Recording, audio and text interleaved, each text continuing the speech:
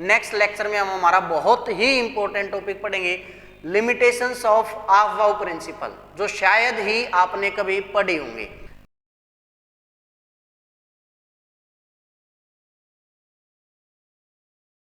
Dear students, आज की इस लेक्चर के अंदर मैं आपको बताऊंगा energy level for poly electronic atomic system. लेकिन इससे पहले अगर आपने मेरा पहले वाला लेक्चर नहीं देखा है तो वो देख लें, क्योंकि उसी के बाद आप समझ पाओगे अच्छे तरीके से पॉली इलेक्ट्रॉनिक एटॉमिक सिस्टम के केस में हम एनर्जी लेवल को कैसे डिसाइड करते हैं।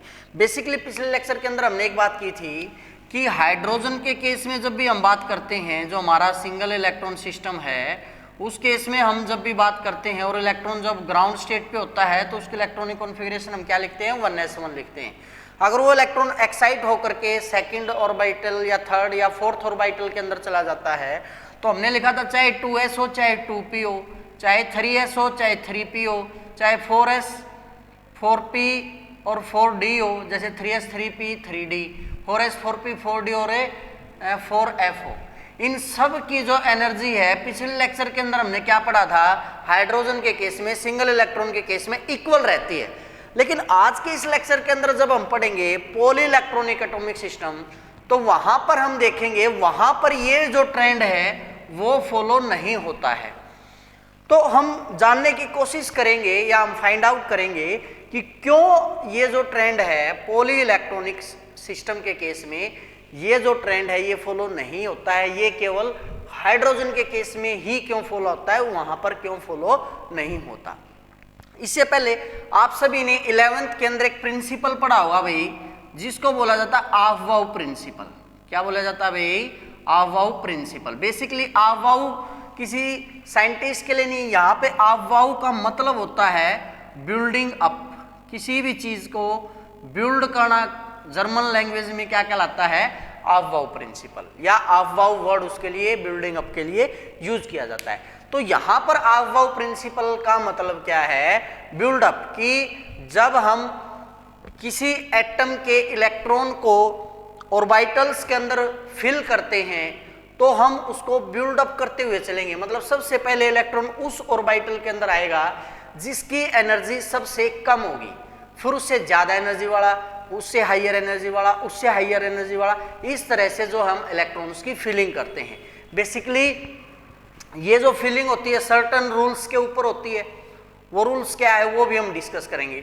लेकिन अफबाउ प्रिंसिपल पर आने से पहले हम एक बार जो पॉली इलेक्ट्रॉनिक सिस्टम है वो डिफरेंस क्या है जब हम इलेक्ट्रॉनिक कॉन्फ़िगरेशन करते हैं हाइड्रोजन एटम और एक पॉली इलेक्ट्रॉनिक एटम के अंदर, वो क्या डिफरेंस है वो हम पहले जान लेते हैं। तो इसके अंदर सबसे पहले हम क्या लिखेंगे, as we know hydrogen atoms energy, hydrogen atoms energy depends upon the principal quantum number only, depends upon the principal quantum number only. Principal quantum number को किससे डिनोट करते हैं भाई, हम n से। बट जब हम किसकी बात करते हैं, पॉली इलेक्ट्रॉनिक एटॉमिक सिस्टम की, तो वहां पर एनर्जी अकेले n के ऊपर डिपेंड नहीं होती, वहां पर कुछ दूसरे फैक्टर्स भी आ जाते हैं जो उसकी एनर्जी को डिसाइड करते हैं। तो क्या लिखेंगे, but in A poly electronic system, but in A poly electronic system energy state of an orbital not only depends on principal quantum number, मतलब वो केवल प्रिंसिपल क्वांटम नंबर पे ही डिपेंड नहीं करती, but also to some extent on a other quantum number like angular quantum number. Angular quantum number को हम किससे denote करते थे भाई, एल से डिनोट करते थे। मतलब जब हम पॉली इलेक्ट्रॉनिक सिस्टम की बात करते हैं तो वहां पर अकेला एन जो है वो कंट्रीब्यूटिंग फैक्टर नहीं रहता है, वहां पर एन के साथ जो कंट्रीब्यूटिंग फैक्टर आ जाता है वो कौन आ जाता है, एल आ जाता है। तो वहां पर जो कंट्रीब्यूटिंग फैक्टर है वो अकेला एन नहीं रहता है, मतलब जो प्रिंसिपल क्वांटम नंबर है उसके साथ साथ जो एंगुलर क्वांटम नंबर है या सब्सिडियरी क्वांटम नंबर है या जिसको हम एजीमुथल क्वांटम नंबर बोलते हैं, वो भी कुछ एक्सटेंट तक उसकी एनर्जी को अफेक्ट करता है। तो क्या लिख सकते हैं हम, hence we can say orbitals having same principal quantum number, कि भाई वो ऑर्बिटल जिनका जो प्रिंसिपल क्वांटम नंबर क्या है, same, hence we can say orbitals having same principal quantum number have different energy, can have, can लिखेंगे, can have different energy, उनकी energy क्या हो सकती है, डिफरेंट हो सकती है, ठीक है। इट अकर्स बिकॉज ऑफ, अब इसका कारण क्या है, अभी ऐसा क्यों हुआ है कि अब एक से ज्यादा फैक्टर इंक्लूड हो गए हैं।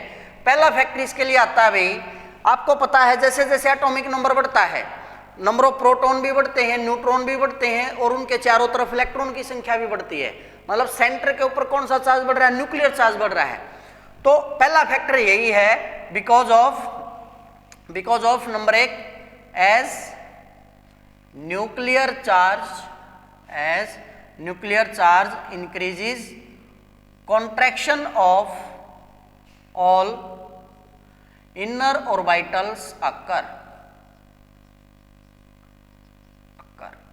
कैसे भाई, सपोज करो ये था हाइड्रोजन, एक प्रोटॉन, 0 न्यूट्रॉन और 1 इलेक्ट्रॉन यहां पे है, फिर क्या हुआ, हीलियम आ गया, 2 प्रोटॉन, ठीक है, मास कितना हो गया हीलियम का, 4, 2 प्रोटॉन 2 न्यूट्रॉन और इलेक्ट्रॉन 2 हैं, फिर लिथियम आ गया भाई, एटॉमिक मास उसका कितना हो गया, 7, लिथियम का कितना हो गया एटॉमिक मास है 7, एटॉमिक नंबर 3, इलेक्ट्रॉन 3 है, लेकिन प्रोटॉन तो अब भी 3 है, लेकिन साथ में न्यूट्रॉन कितने बढ़ गए इसमें, 4, मतलब जो न्यूक्लियस के ऊपर चार्ज हो लगातार पॉजिटिव चार्ज बढ़ रहा है। पॉजिटिव क्या करता रहेगा, जैसे जैसे ये बढ़ता रहेगा सेंटर के ऊपर न्यूक्लियर चार्ज बढ़ता रहेगा, न्यूक्लियर चार्ज बढ़ेगा तो वो आउटर ऑर्बिटल को क्या करेगा, अपनी तरफ खींचेगा, साइज घटेगा, मतलब क्या कर देगा, उनके अंदर कॉन्ट्रैक्शन कर देगा। तो फर्स्ट रीजन ये है कि जैसे जैसे न्यूक्लियर चार्ज बढ़ेगा contraction of all inner orbitals occur, उनकी जो कॉन्ट्रैक्शन है ऑर्बिटल्स की वो होती रहेगी। क्लियर है। सेकंड फैक्टर इसके अंदर क्या आता है भाई, shielding effect increases, shielding effect increases which effect energy of outer electrons. अब आप बोलोगे सर ये शील्डिंग इफेक्ट क्या होता है, इसको एक नाम और दिया जाता है भाई, इसको स्क्रीनिंग इफेक्ट भी बोल दिया जाता है। तो क्या बोल रहा है ये, स्क्रीनिंग इफेक्ट बढ़ रहा है। स्क्रीनिंग इफेक्ट बढ़ने से क्या हुआ, जो आउटर इलेक्ट्रॉन की एनर्जी है उसके ऊपर इफेक्ट पड़ता है। अब मैंने बोला जैसे कि आप पूछोगे सर शील्डिंग इफेक्ट क्या है, समझिए शील्डिंग इफेक्ट क्या है। सपोज कीजिए यहां पर आउटर में जो इलेक्ट्रॉन है वो 4d के अंदर एंटर करने लग रहा है, या 3d के अंदर या 4d के अंदर एंटर करने लग रहा है, और इससे अंदर की तरफ जो है क्या क्या फिल किया हुआ हमने, 4s 3d और 4p के इलेक्ट्रॉन्स को जो हमने फिल किया हुआ है। तो ये जो अंदर वाले इलेक्ट्रॉन हैं इनके ऊपर क्या है, नेगेटिव चार्ज, न्यूक्लियस का पॉजिटिव चार्ज इनको अपनी तरफ खींच रहा है। तो ये इलेक्ट्रॉन क्या करेंगे, आने वाले इलेक्ट्रॉन को न्यूक्लियस के इन्फ्लुएंस से दूर रखने की कोशिश करेंगे, मतलब न्यूक्लियस तो ट्राई कर रहा है उसको अपनी तरफ खींचने की, और ये जो यहाँ पर इनकी कवरिंग हो गई है इलेक्ट्रॉन की इसके चारों तरफ है, ये कोशिश कर रहे हैं कि ये इलेक्ट्रॉन इससे दूर ही रहे। तो ये जो इनकी प्रोटेक्शन आने वाले इलेक्ट्रॉन की न्यूक्लियस के इन्फ्लुएंस से बचाना, वो क्या होता है अभी हमारा शील्डिंग इफेक्ट होता है। क्या होता है, शील्डिंग इफेक्ट होता है। ठीक है, तो यहां पर क्या बोल सकते हैं भैया हमें कि जो मेन एनर्जी लेवल है वो अब इक्वल नहीं रहेंगे। मतलब जैसा कि हाइड्रोजन के केस में 1 है तो 1 में चाहे 1s है, 2 अगर क्वांटम नंबर है तो चाहे 2s है चाहे 2p है, 3 अगर क्वांटम नंबर तो चाहे 3s है, चाहे 3p है, 3d है, सभी के सभी क्या थे, डीजनरेट थे। डीजनरेट का मतलब क्या होता है, अभी इनकी एनर्जी क्या थी, इक्वल थी। डीजनरेट का मतलब क्या, अभी इनकी एनर्जी क्या थी, इक्वल थी। लेकिन जब हम हाइड्रोजन से आगे बढ़ते हैं तो n भी फैक्टर में आ रहा है, l भी फैक्टर में आ रहा है, उस वजह से अब ये डीजनरेट नहीं रह पाएंगे। तो क्या लिखेंगे हम, with in A main energy level, main energy level मान लिया हम उसको किससे डिनोट कर रहे हैं भाई, n से डिनोट कर रहे हैं, ठीक है। Energy is not degenerate, energy क्या नहीं रहती भाई, डीजनरेट नहीं रहती। It increases in the order, इसका ऑर्डर क्या हो जाता है एनर्जी का, s less than p less than d less than f less than g less than h less than, इस प्रकार से हम इसको कहीं तक भी ले जा सकते हैं, ठीक है। अब जो एनर्जी है वो दो चीजों पर डिपेंड कर रही है, एक तो किसके ऊपर डिपेंड कर रही है, उसके न्यूक्लियर चार्ज के ऊपर, दूसरा किस टाइप के ऑर्बिटल के अंदर इलेक्ट्रॉन आ रहा है उसके ऊपर भी एनर्जी डिपेंड कर रही है। तो क्या लिखेंगे, as energy depend upon nuclear charge, मैं इसको Z से लिख देता हूं, डायरेक्ट Z हम लिखेंगे, वहां पे आप क्या मतलब समझ जाओगे भी मैं न्यूक्लियर चार्ज की बात कर रहा हूं, ठीक है। तो as energy depend upon nuclear charge and different type of orbitals, और किसके ऊपर डिपेंड कर रही है, कौन से टाइप के ऑर्बिटल के अंदर इलेक्ट्रॉन आ रहा है, टू डिफरेंट एक्सटेंट, अलग अलग लिमिट तक जो है वो उनके ऊपर डिपेंड करती है। क्लियर है। तो यहां से क्या आ गया, hence there are no standard or absolute, there are no standard और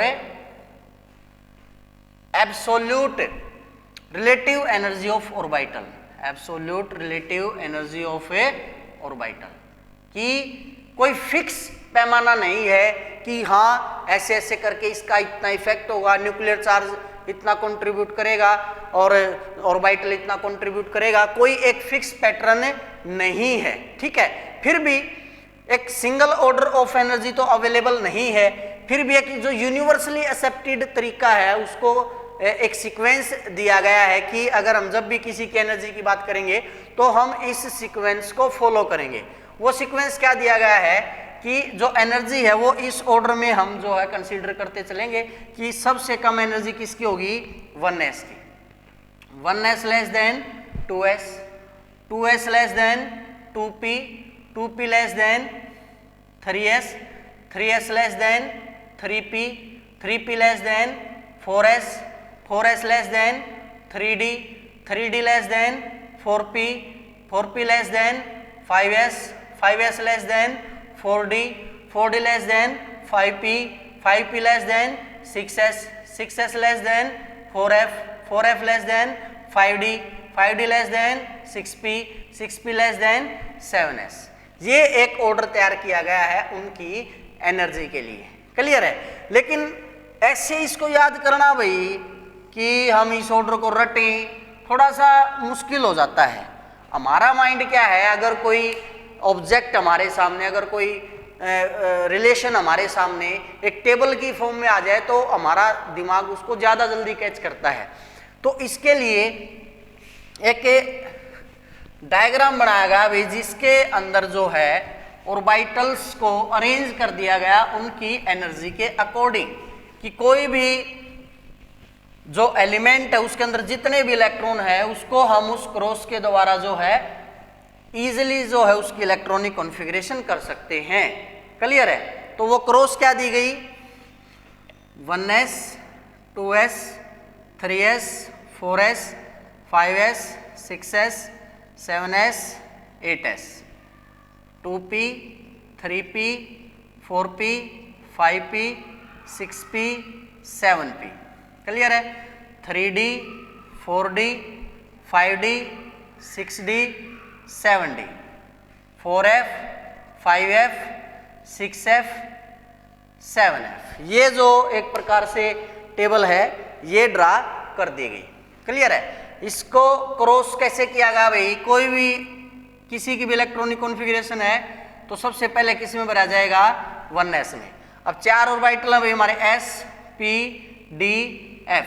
बोल दिया गया भाई s में मैक्सिमम 2 इलेक्ट्रॉन आ सकते हैं, p में 6, d में 10 और f में 14 इलेक्ट्रॉन आ सकते हैं मैक्सिमम।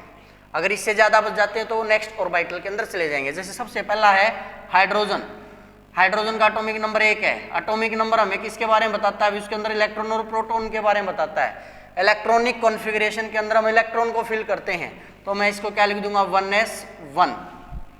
सबसे पहले हीलियम क्या है भाई, 2 इलेक्ट्रॉन है। अब ऐसे में 2 आ सकते हैं, इसके पास 2 हैं, तो मैं सीधा क्या लिख दूंगा, 1s2। लिथियम आ गया 3। अब इसमें तो 2 ही आ सकते हैं मैक्सिमम, 2 आ गए हैं 3, तो 1 बच गया, वो किसके अंदर चला जाएगा, 2s के अंदर। अब आप बोलोगे सर 2s में क्यों आया, 2p में क्यों नहीं आया, उसका भी रीजन मैं अभी दूंगा भाई। पहले एक बार इसको देख लेते हैं। तो क्या लिखेंगे, 1s2 और 2s1, इसमें 2 हो गया, इसमें 1 हो गया। लिथियम के बाद भाई बेरिलियम 4, 1s2 2s2, क्यों भाई, 2 इसमें आ गए, 2 इसमें आ गए। फिर बेरिलियम के बाद भाई बोरॉन, बोरॉन का एटॉमिक नंबर 5। अब 5 है तो 2 इसमें, 2 इसमें, नेक्स्ट 2p3s, ये ऐसे चला है 1s 2s 2p3s। तो बोरॉन को क्या लिखूंगा भाई मैं, 5 है, 2 इसमें, 2 इसमें, 4, 1 बच गया 2p में, तो क्या लिखेंगे 1s2 2s2 2p1। फिर कार्बन है भाई 6, 1s2 2s2। अब p में कितने आ सकते हैं, 6। जब तक p पूरा नहीं भरेगा तब तक हम आगे नहीं जाएंगे।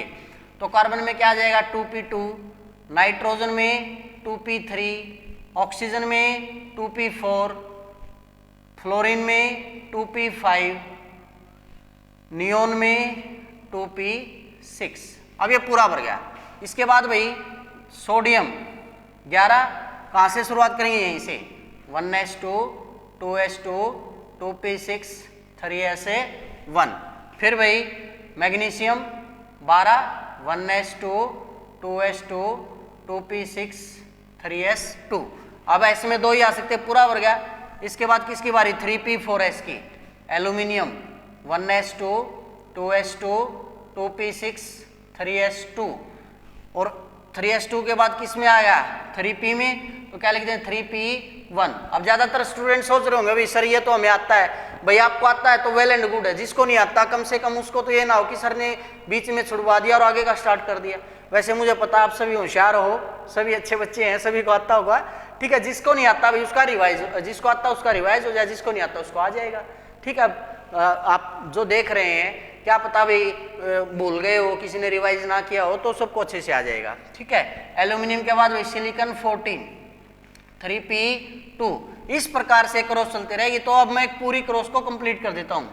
ये बनने के बाद 3d 4p 5s, 4d 5p 6s, 4f 5d 6p 7s, 5f 6d 7p 8s, और फिर हमारा इस प्रकार से यहाँ पे हम क्रॉस कंप्लीट करते हैं। ये 8p, सॉरी ये 8p, ठीक है।